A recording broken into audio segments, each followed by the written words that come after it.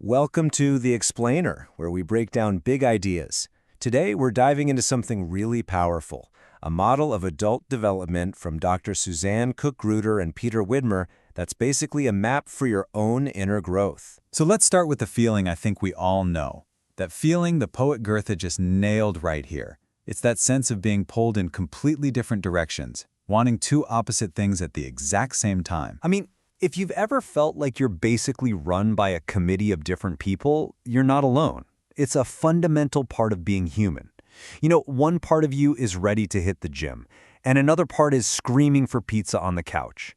Or one part wants to speak up in that big meeting, while another is just terrified you'll say the wrong thing. So let's actually meet the members of this inner committee. The theory calls them personality parts. And trust me, each one has its own very distinct voice and its own agenda. I absolutely love how the philosopher Novalis put this. He didn't see this inner world as just a bunch of chaos. No, he saw it as a society, a team of inner voices. And each one has its own job, its own memories, its own goal. As you look at this list, I bet you're already nodding. You probably recognize a few of these guys from your own committee, right? Maybe your inner driver and your playful child are in a constant tug-of-war, or your perfectionist is always shutting down your people-pleaser. The key thing is, these parts are in all of us, and just being able to name them, that's the first huge step toward growth. Okay, so if you've got this noisy committee in your head, how do you manage it all? Well, the engine that drives our growth is all about perspective. I want you to think of it like climbing a ladder. With every single rung you climb, you get a broader, more complex, and clearer view of yourself and the world. To really see how this works, let's just take a simple argument and watch how our viewpoint can totally transform as we climb this ladder. All right, so here we are on the bottom rung, the first-person view. It is all about me. This is that impulsive gut reaction. We are completely swimming in our own pain, our own needs, our own blame. There's literally no room for anything else. But then we take a step up, we climb to the next rung, and we hit the second-person view.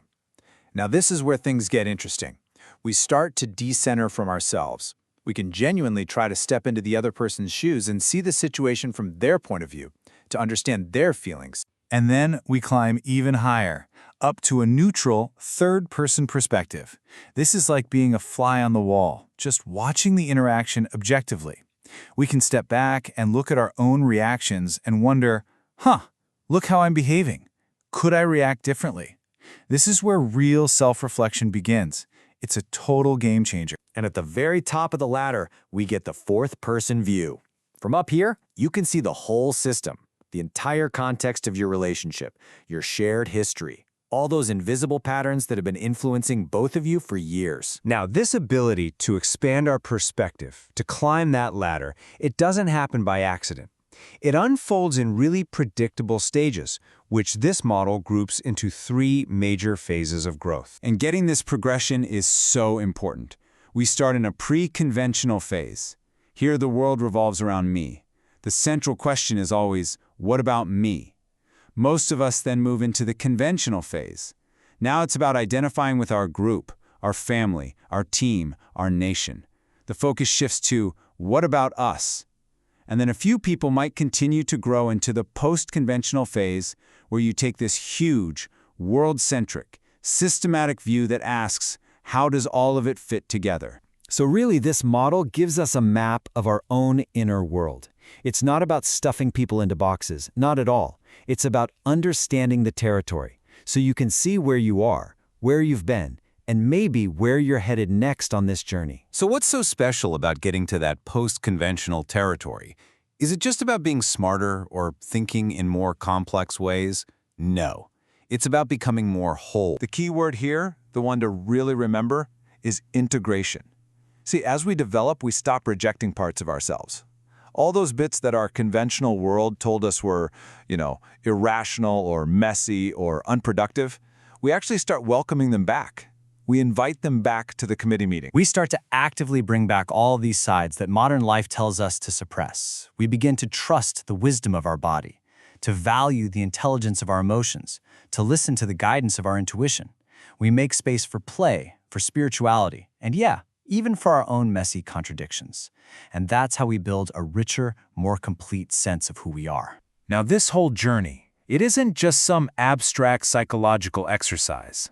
It has profound, real-world consequences for every single one of us. The source material makes this really powerful argument. Our biggest global crises, from climate change to political polarization, they're not just technical problems. At their very root, they're crises of consciousness. They're problems that simply cannot be solved from a me-first perspective or even an us-first perspective.